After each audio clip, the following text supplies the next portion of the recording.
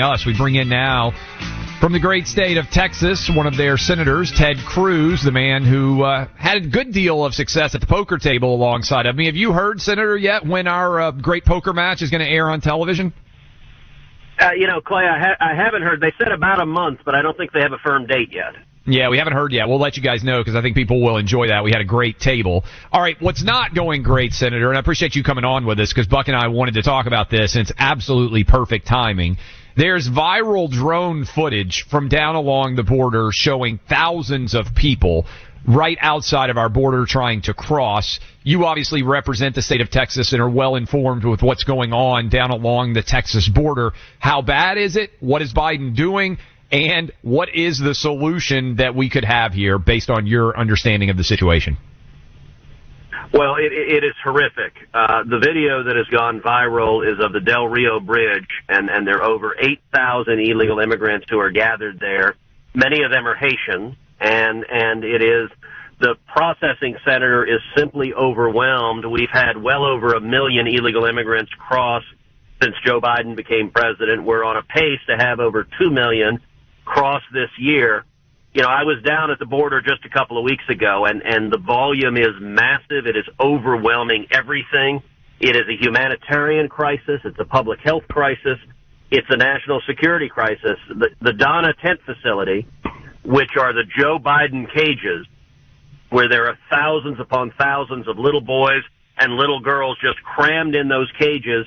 When I was down there a couple of weeks ago, the rate of COVID positivity in the Donna cages is over 22%.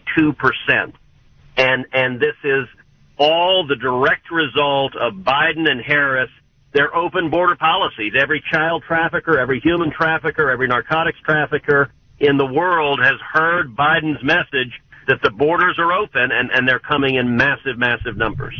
Senator Cruz, it's Buck. Do you see this stopping at any point? Is there any reason? I mean, I remember when the so-called conventional wisdom at the beginning of this year, certainly from the Biden camp, was, over the summer, you'll see a big diminution, you'll see a big drawdown of far fewer people doing the illegal crossings.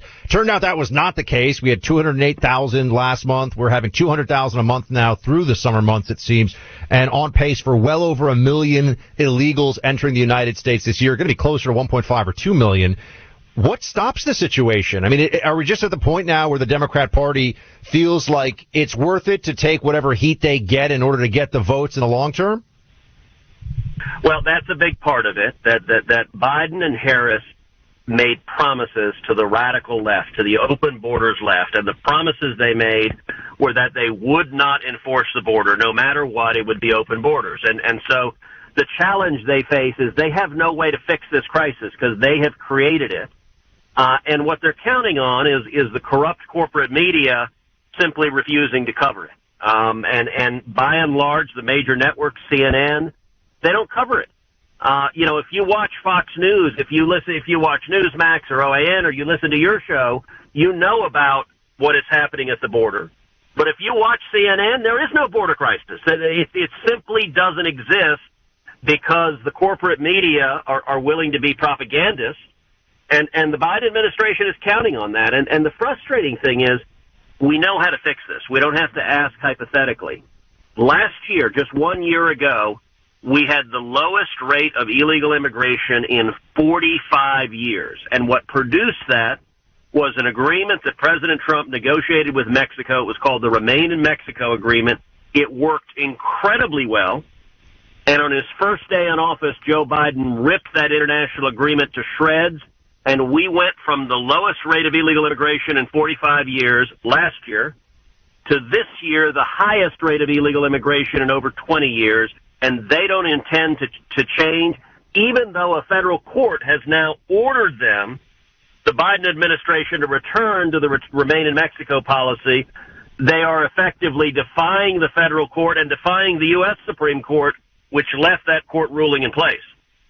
Senator Cruz, there's so much going on that is incompetence from the Biden administration at a high level. We just asked you about the border, but I want to ask you about what's going on right now with General Milley. We know what a failure Afghanistan was, But the reports in Bob Woodward's book that he was back channeling with China regarding not being willing to follow Donald Trump's orders if necessary.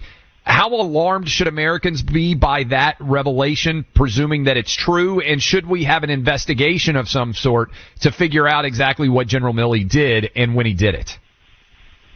Well, I think we should be very alarmed, but I want to start with noting that Bob Woodward has a long history of having quotes in his book, some of which are accurate and some of which are not. And so I don't think we should jump to conclusions. I don't think we should assume the quotes are accurate. I think General Milley deserves the chance to defend himself. He deserves the chance to answer, and to answer under oath before the United States Congress whether, in fact, he did what Woodward alleges. If Woodward is right, what Woodward alleges is that General Milley called the leading general of the Chinese Communist military and said that if President Trump ordered a military strike, that he and the other generals would resist that, and that he would inform the Chinese government of any military conflict before it happened.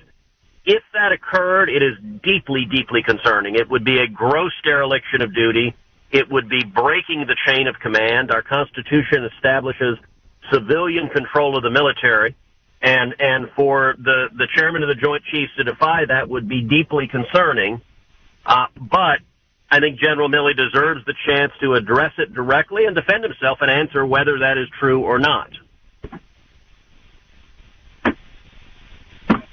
You also have, in your capacity as a lawyer, argued at the very highest court many times in the past. Wanted to know what your analysis is, what your assessment, obviously also as a sitting U.S. Senator, of the Biden vaccine mandate/testing requirement that's going into effect here, and OSHA putting out this ruling. Is it constitutional? What do you think? The Joe Biden vaccine mandate is flagrantly illegal and unconstitutional. It is contrary to federal law. The president has no authority to order Americans to take a vaccine for COVID, and he has no authority to order employers to force their employees to do so.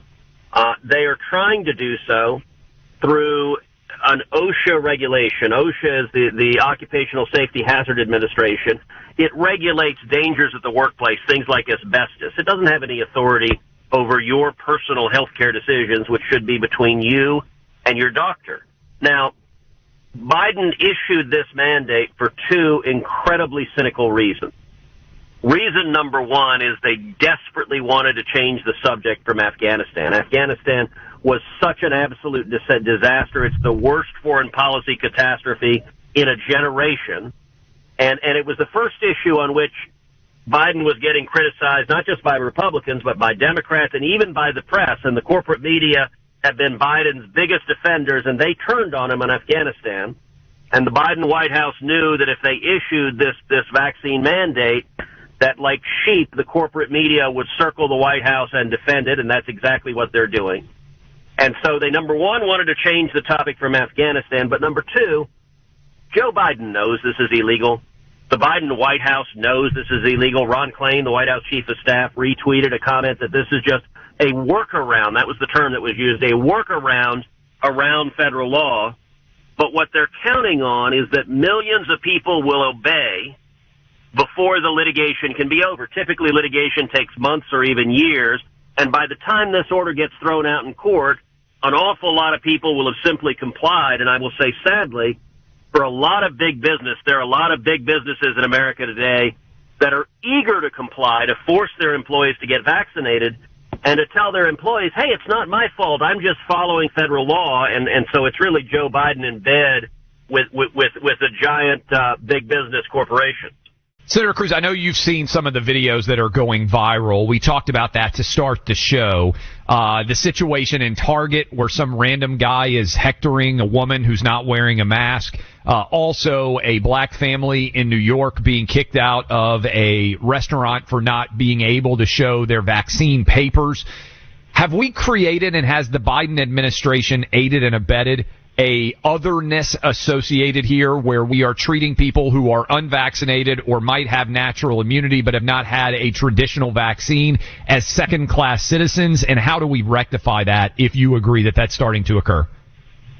Clay, I think that absolutely is occurring, that there is a polarization and division in our society, and that Joe Biden and the Democrats are pouring gasoline on those fires and dividing us. The video in New York, you tweeted it out. I actually retweeted you. It's a horrific video of a black man with his family being denied the right to have a meal, being told, if you don't have your vaccination papers, get out. And he observes that he says he and his family had religious exemption from doing it. The New York restaurant didn't care, but even more disturbing were all of the patrons of that restaurant. And it was striking. They were almost all white. They're presumably white liberals. One of them flips the bird at him. Yep. And I got to say, when I retweeted you, Clay, I put the hashtag liberals are racist, because what you're seeing is white liberals who feel so holier than thou, so morally superior, that you've got a bunch of rich white guys being willing to insult and attack and throw out a black family. And by the way, if you look at the racial breakdowns on vaccinations, African Americans and Hispanics are getting vaccinations at a much lower rate, and these rich white liberal politicians are saying essentially whites only if you want to go to a restaurant in New York, whites only if you want to go to a Dodgers game in Los Angeles, and they don't care because they're willing to be so holier than thou that it is a crusade, and anyone who doesn't obey their edict is an evildoer. And this is a really dangerous phenomenon, I think, in our society. Senator Amen. Ted Cruz of Texas. Sir, we always appreciate when you make the time for us, and we'll talk to you again soon. Thank you, guys. Appreciate it. And anyone who wants to dive into these topics more, my podcast is Verdict with Ted Cruz. We do it every week, and we're diving into them at great length. There we go. Appreciate Check that. it out, everybody. Thanks so much, sir.